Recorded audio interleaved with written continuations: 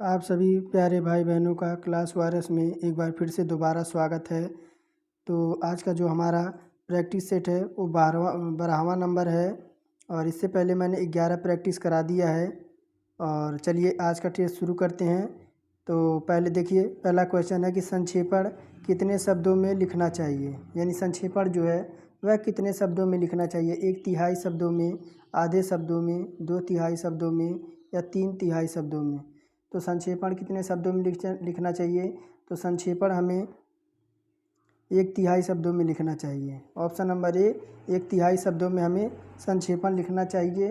किसी विस्तृत विवरण और व्याख्या, पत्र व्यवहार, लेख या आपके व्यक्तित्व के तथ्यों पर निर्देश ऐसे संयोजक को संक्षेप कहते हैं जिसमें हम अप्रासंगिक, पुनरावृत्त और असंवृत्त अनावश्यक बातों का त्याग और सभी अनिवार्य उपयोगी तथा मूल्य तथ्यों को आपको प्रवाहपूर्ण संक्षिप्त जिसमें संकलन हो, यानी जिसमें हमें त्याग और उपयोगी मूल तत्व का हमें संग्रहण हो, ऐसे शब्द हमें संक्षेपण में लिखना चाहिए। तो संक्षेपण कितने शब्दों में लिखने चाहिए। तो टोटल 1/3 शब्दों में हमें संक्षेपण लिखना चाहिए। और व्यक्तिक पत्र कितने, जो व्यक्तिक पत्र हैं, व्यक्तिक पत्र किनके मध्य लिखा जाता है। व्यक्तिक पत्र किनके मध्य लिखा जाता है। तो व्यक्तिक पत्र जो होता है वह सगे संबंधी के मध्य और सगे संबंधियों और मित्रों के मध्य लिखा जाता है। व्यक्तिक अथवा व्यक्तिक पत्र अनौपचारिक यानी पत्र में श्रेणी में आते हैं। ये जो हैं हमारे व्यक्तिक पत्र जो होते हैं ये हमारे अनौपचारिक पत्र की श्रेणी में आते हैं। जैसे सगे संबंधी, मित्रों के मध्य यह पत्र लिखा जाता है। ऑप्शन नंबर सी हमारा करेक्ट हो जाएगा।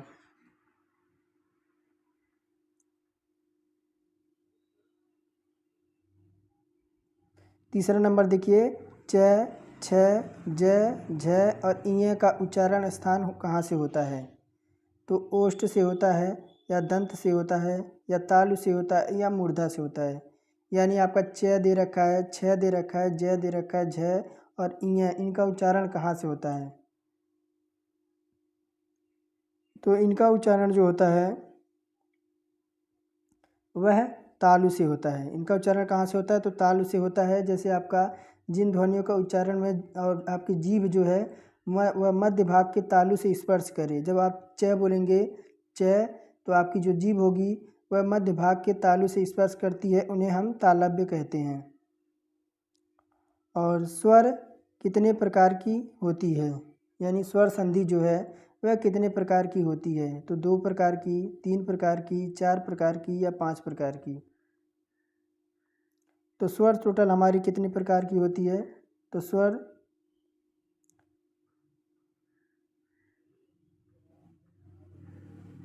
तो ये टोटल आपके स्वर जो होते हैं, स्वर हमारे कितने 2 प्रकार के हो, लेकिन इनके स्वरों के मेल से जो परिवर्तन होता है उसे हम स्वर का संधि कहते हैं।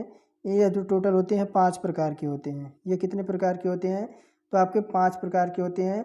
स्वर के बाद जो स्वर अर्थात जो स्वरों के मेल से उत्पन्न ध्वनियाँ होती हैं उसे हम स्वर संधि कहते हैं। जैसे हमारा कितने प्रकार की होती है। जैसे आपका दीर्घ संधि हो गया, आपका गुण संधि हो गई, और वृद्धि संधि हो गई, यण संधि हो गई, और 5वां नंबर आपकी आयादी संधि हो गई। तो स्वर संधि कितने प्रकार की हो जाएगी। तो हमारी स्वर संधि के जो हमारे प्रकार हो जाएंगे ये टोटल 5 प्रकार हो जाएंगे, जिसमें हमारा पहला नंबर है दीर्घ संधि, दूसरा गुण संधि, और तीसरा हमारा वृद्धि संधि, और चौथा हमारा यण संधि, और 5वां हमारा आयादी संधि।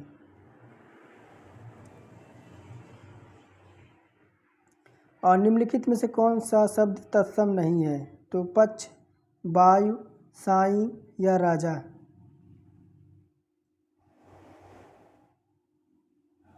तो साई शब्द देखिए, साई तो क्या है। तो साई हमारा तत्सम शब्द नहीं है। साई जो है वह तत्सम शब्द नहीं है, यह तत्भव शब्द है। जैसे आपका राजा का राज्ञा और पक्ष का पाक है। तो साई हमारा जो है वह तत्सम शब्द नहीं, ये आपका तद्भव शब्द है। और राजा का क्या हमारा क्या हो जाएगा। राजा का आपका राज्ञा हो जाएगा। निम्नलिखित में से कौन सा शब्द तद्भव है। प्रश्न नंबर 6 में तो कौन सा हमारा शब्द आपका तद्भव है, तो हमारा पंख जो है, पंख पंख हमारा तद्भव है। बाकी अक्षर जो है, अक्षर हमारा तत्सम है, इसका क्या होता है, तो इसका हो जाता है अक्षर। अक्षर अक्षर कैसे लिखा जाता है, तो अक्षर अक्षर ऐसे होता है। कार्य का क्या होता है, तो काज होता है। कार्य का क्या होता है, तो काज होता है। और आज्ञा का क्या होता है, तो आन होता है। आज्ञा का क्या होता है, तो आन होता है, ऐसे। और मृगनयन में कौन सा समास है, तो मृगनयन में कौन सा समास है, तो मृगनयन में हमारा क्या है, तो कर्मधारय समास है। जिस समास पद के आपके उत्तर पद प्रधान हो तथा पूर्व पद आपके उपमान तथा उपमेय हो अथवा विशेषण और विशेष्य हो, ऐसे समास को हम कर्मधारय समास कहते हैं। यानी कर्मधारय समास का क्या आपकी व्याख्या है, तो इसका जो उत्तर पद होता है वह प्रधान होता है और इसका जो पूर्व पद होता है यह उपमान या उपमेय अथवा विशेषण या विशेष से संबंधित हो। कौन सा शब्द विष्णु का पर्यायवाची नहीं है, 8वां नंबर बताइए कि कौन सा शब्द हमारा विष्णु का पर्यायवाची नहीं है, तो केशव, चक्रपाणि, दामोदर या मुक्त पुरुष।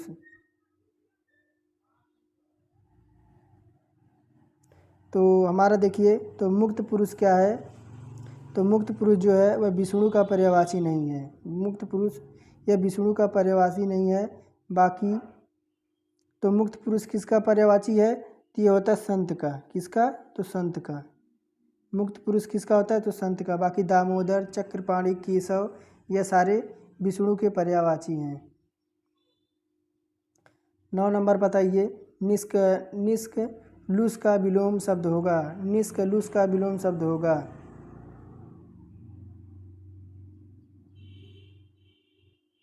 तो निष्कलुष का विलोम होगा आपका कुलुष। बाकी आपका कुख्यात का क्या होगा, तो कुख्यात का क्या होगा, तो विख्यात। विख्यात क्या हो गया, तो आपका विख्यात हो जाएगा। कुख्यात का क्या होगा, कुख्यात का हमारा क्या हो जाएगा, तो विख्यात हो जाएगा। विख्यात, कुख्यात का विख्यात हो जाएगा। और हमारा कृतज्ञ का आपका कृतज्ञ हो जाएगा, इसका कृतज्ञ हो जाएगा।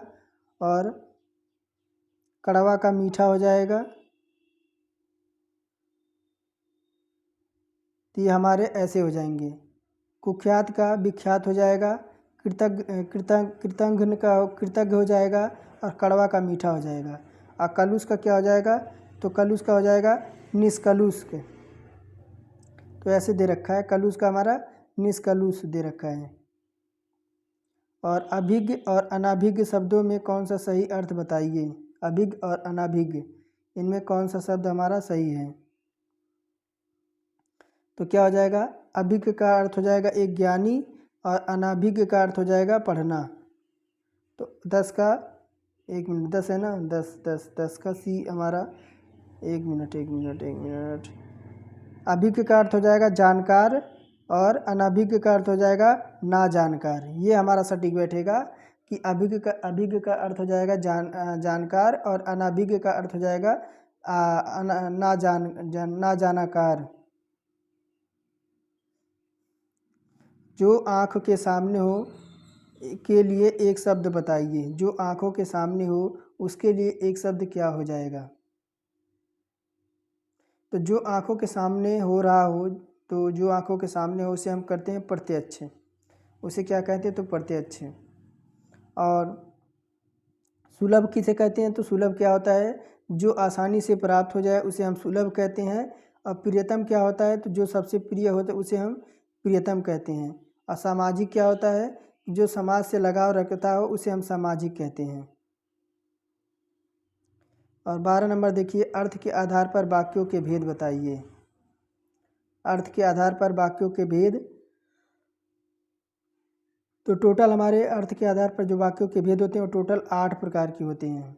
तो कौन सा, पहला नंबर विधानवाचक, दूसरा नंबर निषेधवाचक, तीसरा नंबर आज्ञावाचक, चौथा नंबर प्रश्नवाचक, 5वां नंबर इच्छावाचक, 6वां नंबर संदेहवाचक, 7वां नंबर विस्मयावाचक और 8वां नंबर है आपका संकेतवाचक। तो टोटल आपके वाक्य के आधार पर टोटल आपके 8 प्रकार के होते हैं। और 13 नंबर बताइए, निम्नलिखित में से कौन सा वाक्य आपका अशुद्ध है? कौन सा वाक्य आपका अशुद्ध है? तो यह एक गंभीर समस्या है, ये तो हमारा बिल्कुल सही है। मुझे बड़ी भूख लगी है,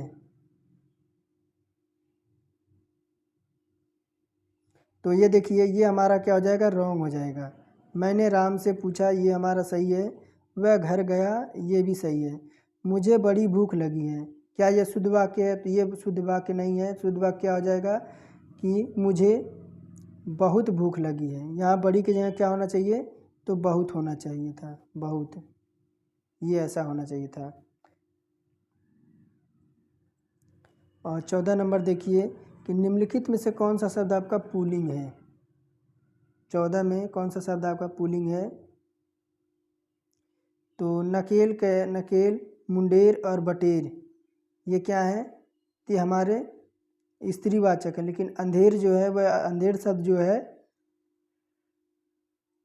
कहते हैं कि अंधेरा कैसा है, तो ये हमारा क्या हो जाएगा? तो पुल्लिंग हो जाएगा। नकेल कैसी है, मुंडेर कैसी है, बटेर कैसी है, लेकिन अंधेर कैसी नहीं होता कि अंधेर कैसा है, तो ये हमारा पुल्लिंग हो जाएगा। और सामाजिक पदों की पुनरुक्त युग्म शब्दों के मध्य प्रयोग किए जाता है। सामासिक पदों और पुनरुक्त युग्म शब्दों के मध्य प्रयोग किया जाता है, तो अल्प विराम, अर्ध विराम, योजक चिन्ह या उद्धरण चिन्ह।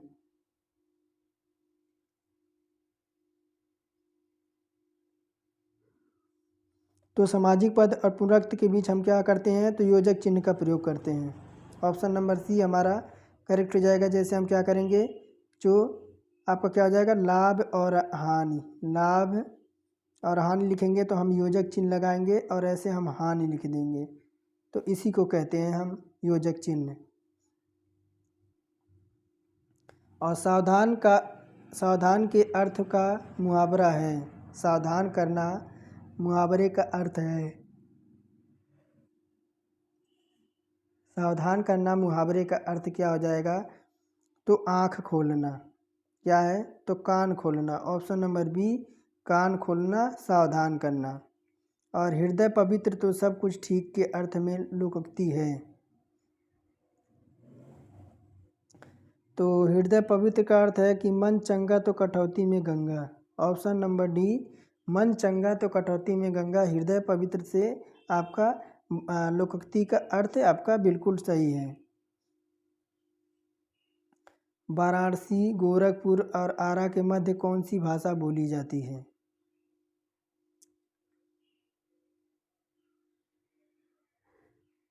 तो वाराणसी, गोरखपुर और आरा के मध्य जो बोली जाती है वो हमारी भोजपुरी बोली जाती है। और शुद्ध वर्तनी का चयन कीजिए, तो ऋषि आपका कैसे लिखाएगा? तो ऋषि आपकी कैसे लिखाएगी? तो ऑप्शन नंबर पहला ही हमारा ऋषि ऐसे लिखा जाएगा, यही हमारा करेक्ट हो जाएगा। तो हमारा अगला गद्यांश है, तो गद्यांश को हमें पढ़ना है, जो कि 20 यानी 2 ही नंबर का गद्यांश है आपका। प्रश्न संख्या 20 से 21 तक निम्नलिखित गद्यांश का ध्यानपूर्वक अध्ययन कीजिए और नीचे दिए गए प्रश्नों के आपको उत्तर देना है। तो गद्यांश हम जल्दी से पढ़ने का प्रयास करते हैं। तो हम इस बात को जानते हैं कि तुम हमारे प्रेम के कारण वनवास के कष्टों को सहन करने के लिए तैयार हो, लेकिन घर पर रहकर हमारे साथ स्नेह की तुम और भी अधिक रक्षा कर सकती हो। सबसे बड़ी बात यह कि हमारे ना रहने पर माँ व्याकुल होगी और तुम संतोषजनक बातें कहकर उन्हें समझाना। लेकिन सीता पर इन बातों का कुछ भी प्रभाव न पड़ा। सीता साधारण स्त्री न थी, वह अपने कर्तव्य को समझती थी, इसलिए इन सभी बातों का उत्तर देकर वह वनवास के लिए अपनी इच्छा को ना तोड़ सकी। और यह बात तो बताने की आवश्यकता नहीं है कि सीता यह अमर कीर्ति प्राप्त हुई प्रत्येक स्त्री के लिए वह स्मरणीय हो सकी। इसका कारण है नहीं कि राजा जनक की बेटी थी, राजा दशरथ की पुत्र वधू थी। रामचंद्र की पत्नी होना भी कोई विशेषण कारण नहीं है। उस कृति का एकमात्र कारण है अपने धर्म और कर्तव्य के लिए उनका कष्ट सहना। अपनी सत्यनिष्ठा और धर्म परायणता, चरित्र बल और कष्ट सहन के लिए उनको जो अमर कृति संसार के इतिहास में मिल सकी, उससे बताने की आवश्यकता नहीं है। तो ये तो हमारे गद्यांश थे। चलिए हम इसकी व्याख्या देख लेते हैं कि सीता जी को अमर कीर्ति किस कारण से प्राप्त हुई। सीता जी को अमर कीर्ति किस कारण से प्राप्त हुई। तो सीता जी राजा जनक की पुत्री होने के कारण ये भी नहीं, राजा दशरथ की पुत्र वधू होने के कारण ये भी नहीं, रानी कौशल्या की सेवा करने के कारण ये भी नहीं, अपने धर्म और कर्तव्य के लिए कष्ट सहने के कारण। यानी सीता जी को कीर्ति किस कारण प्राप्त हुई, तो अपने धर्म और कर्तव्य के कष्ट सहने के कारण। ऑप्शन नंबर डी हमारा करेक्ट हो जाएगा। और 21 नंबर देखिए, उपयुक्त गद्यांश का शीर्षक बताना है आपको। इस गद्यांश का जो आपका निचोड़ क्या निकला है।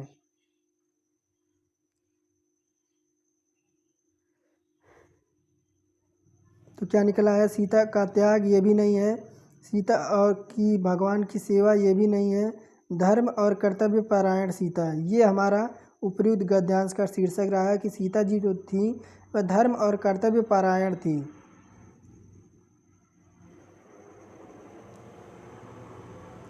और 22 नंबर देखिए कि निम्नलिखित में से किशोरी लाल गोस्वामी द्वारा रचित कहानी कौन सी है। तो प्लेग की चुड़ैल, पंडित और पंडिताइन, इंदुमती या 11 वर्ष का समय। तो किशोरी लाल गोस्वामी द्वारा रचित कहानी कौन सी है। तो कौन सी है, तो इंदुमती। इंदुमती जो है वह किशोरी लाल गोस्वामी द्वारा रचित एक कहानी है। बाकी प्लेग की चुड़ैल किसकी है, तो यह मास्टर भगवान दास की है। प्लेग की चुड़ैल ये किसकी है, तो मास्टर भगवान दास की है।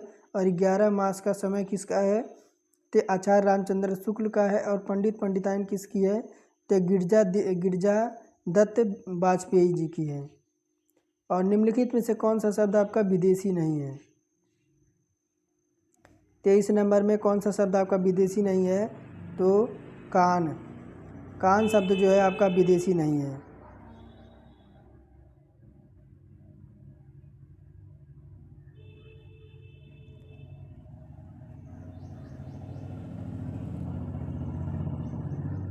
और 24 नंबर कौन सा शब्द पुल्लिंग है।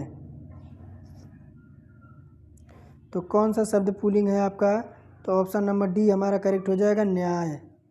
न्याय कैसा है, तो यही हमारा पुल्लिंग हो जाएगा। 25 नंबर देखिए, निम्नलिखित में से निम्नलिखित पत्रों में अभिनिवेदन के रूप में लिखा जाता है। तो निम्नलिखित जब हम कोई पत्र लिखेंगे तो अभिनिवेदन के रूप में क्या लिखता है।